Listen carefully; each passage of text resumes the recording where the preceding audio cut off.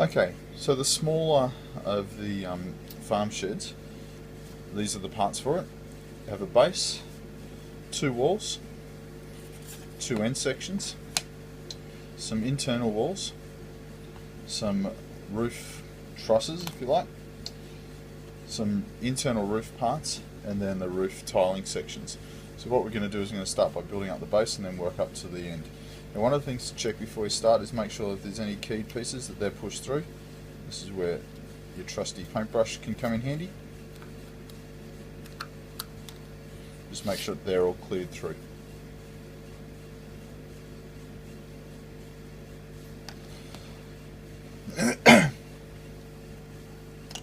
Okay, so I'm going to start by putting the internal walls in.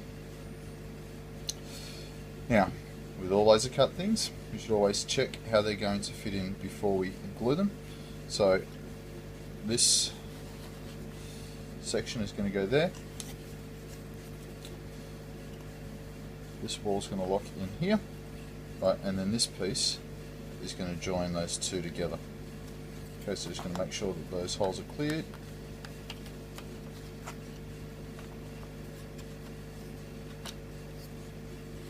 Now with these ones, what you've discovered when you do that is they're best to basically get them into position and then slot them down into place.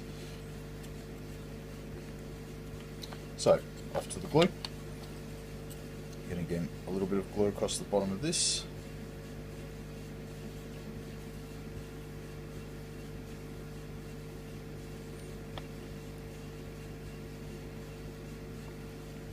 Just going to rest that in place.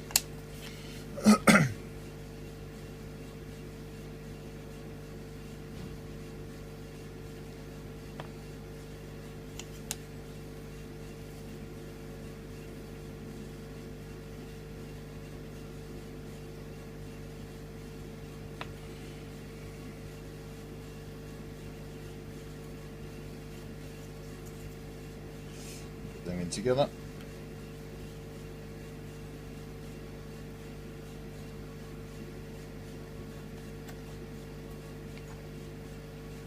And then lock it down like this. Okay, and then just push that together and make sure you wipe off any excess glue. Okay, so now we've secured the internal room.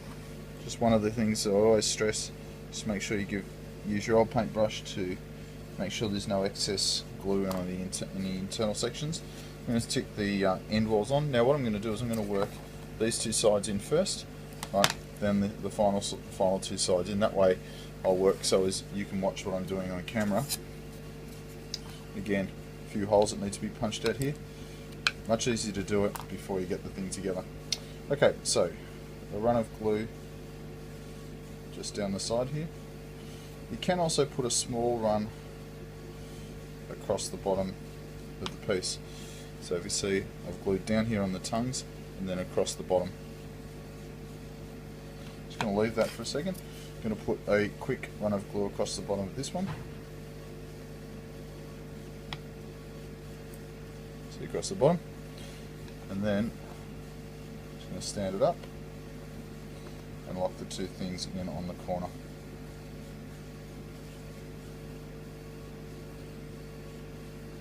Now I know I'm getting it in place because the glue will start to rise up on these internal sections.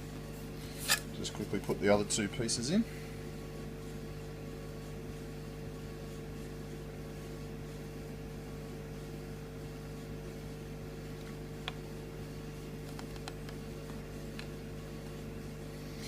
Now getting down at eye level can be really useful just to see how the tongue and grooves are lining up. Often a slight lift is all you need to get the piece into place. Okay, so I'm just going to turn that around. You can see that I've got a little bit of glue leakage on the side, which I'm going to quickly brush up. Right, I'm going to go back for my trusty masking tape. Tear a small piece off.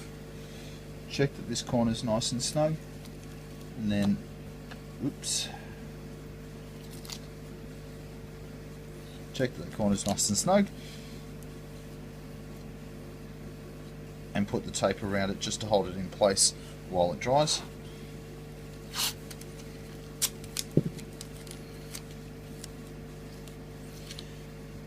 Now my suggestion is you would probably put your 4 walls in before you did this. I'm just keeping it open so as I can show you other bits and pieces on the inside.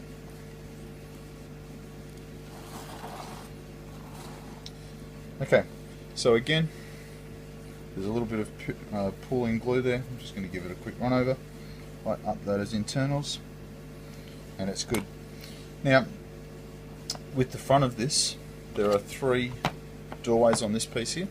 1, 2, 3, and there are 3 steps on the front of this piece here, and so the idea is that those steps will line up perfectly and it gives it a little bit of additional support in the front. So again, I'm going to run a little bit of glue down each of the sides, a little bit across the front.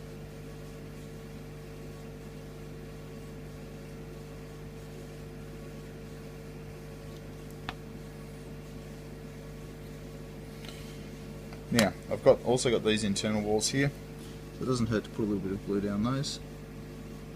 Not too much.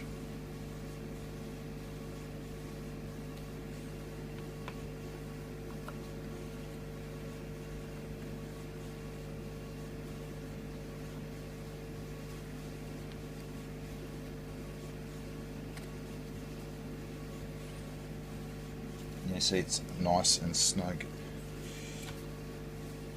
Now again, push it in, make sure it's fitting well, wipe off any excess glue, grab your masking tape and tape those corners together.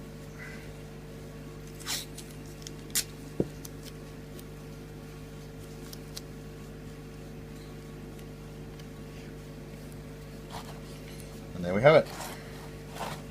So the glue will dry on that and we'll be good to go.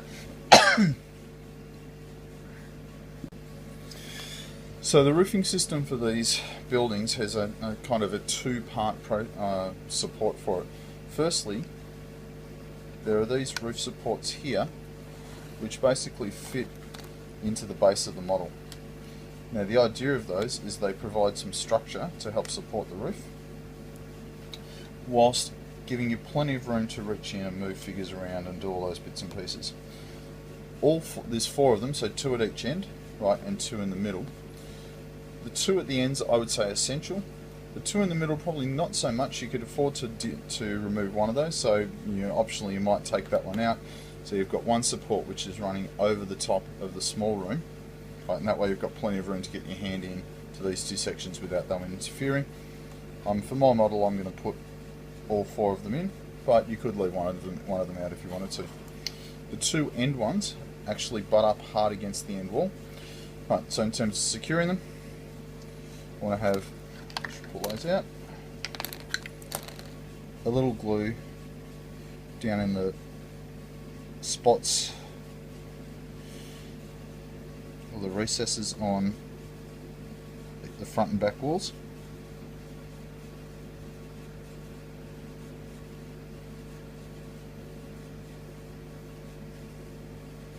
And for the 2 that are going to go up against the wall, a small run of glue along the inside of those is going to be really handy.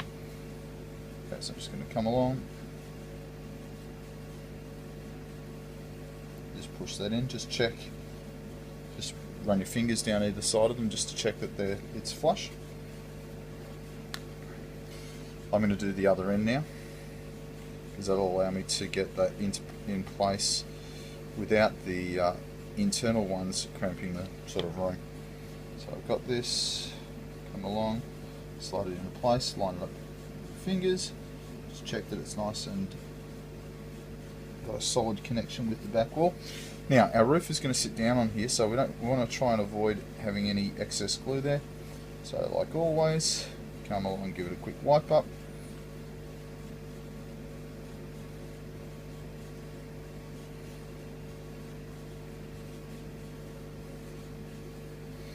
Right, and now I can just put the 2 centre ones in place.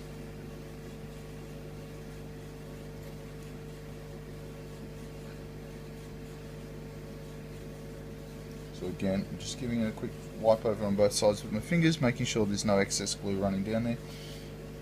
got too much, I can just wipe that off again with my little brush. Yeah, watch for the runs running down the inside of the building. It's a bit of a trap. So down in here.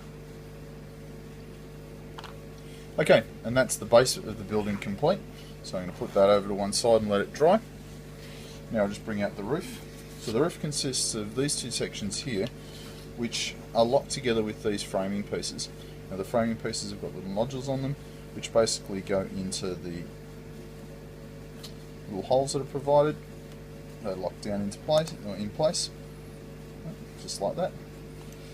And so we get all three of those in. Now I would strongly advise this is a two-step process. Step one is glue one side in, let that dry, then once it's secured, flip it over and then glue the other side. Gluing process, really straightforward. You don't want the glue up on the top. Okay, so the bit that you just missed is I basically put glue on the edges of these and then sunk them all down into the holes. I've given it about 10-15 minutes to dry. Now again, for yours, you probably want to give it a little bit longer, but in the end I'm just trying to make a video to show you how it goes together, so I'm just going to proceed. So what I'm doing now is going to put some glue along each of these bits, again avoiding the top of the nodules. Right, so you'll see I've should have no glue here, here, here, here, here and here. Of course I haven't done a great job of that. Of course when you're working, you're always working on some sort of surface that it doesn't matter if you get glue on. Kitchen table's probably not recommended.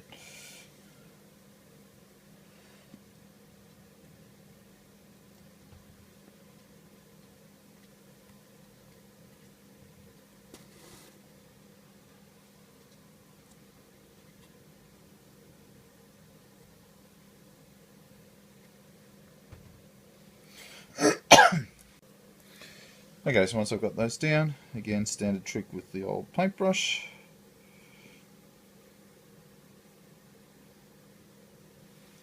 Right, and then we're finished with glue in contact. So I'm going to leave that to, would normally, if I was you, I'd be leaving that to dry at home. However, what I can do is I can flip it over, and what you'll see is, you see the roof now sits nice and well, it has a good strong structure to it like that. What I'm finally going to do as my last step is to take the two sheets of pre-cut tiles. Now at the top, if you look carefully at the tile patterns, you'll see that the tiles basically run down overlapping. So there's a straight line across the top, whereas the line at the bottom tends to be a little bit jagged. Right, so have a good look at those and make sure you get them on the right way.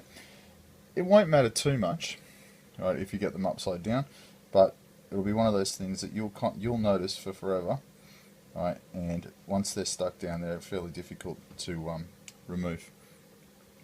The other piece of equipment that you could use here is some clothes pegs. Really useful for securing the cardboard. Okay, so I've raided the laundry and got my big pile of clothes pegs. Could also use bulldog clips, or even paper clips would work. Clothes pegs for me is the modeler's tool of choice. Okay, so what I'm going to do is I'm going to come along with my glue. I'll turn this around a bit so you can see it. Now again, remember, you've let yours dry. Right, so this is structurally very sound.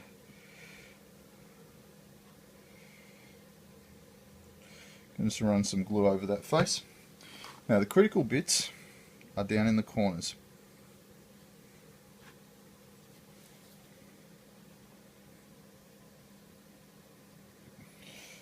Because they're the bits that are going to peel up if you don't get a good strong bond.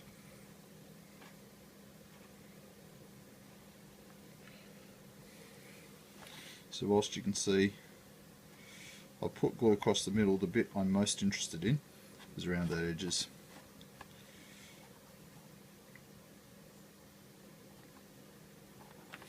A little bit of excess in there, just going to wipe that off.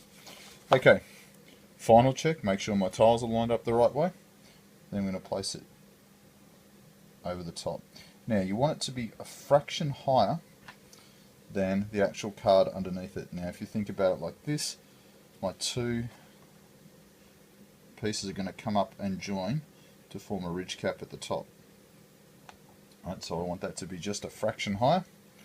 Line it up on the sides and then grab my clothes pegs and basically just clamp them in around the edges just to hold everything in place. You can see that that's peeling up. Get my clothes peg in there. It's going to pull it down nice and tight. Okay, so I'll do that where you can see it. So it's a little bit of a separation in there. Clothes peg on.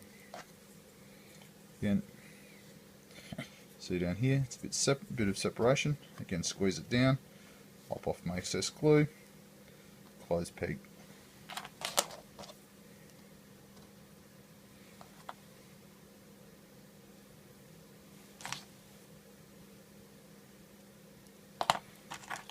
Use a slightly different peg here. Got to get over got to avoid that timber joint. Right, and there you have it. So again, I'm just going to leave that up here to dry. Grabbing the old trusty paintbrush, just making sure that I just wipe any excess glue that's appearing in those corners.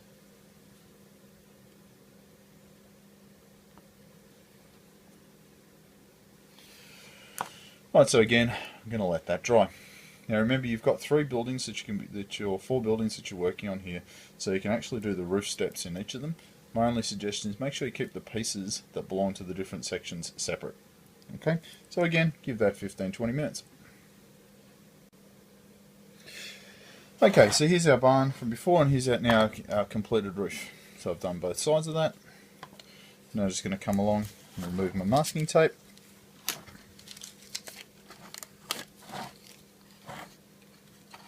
One of the tricks with the masking tape, right, is to leave one of the edges just a fraction raised, which makes it really easy to pull off as you're going. Okay, so you can see completed building. I've then got my roof section. Right, and you're going to find that that fits down nice and snugly in there. Now if it's a little bit tight, the cutting on this is fairly tight in terms of the clearances. If it was a fraction tight, then just grabbing a model knife and just taking a little bite off the corner off the side of that building or side of that roof will work perfectly. Again, there we are.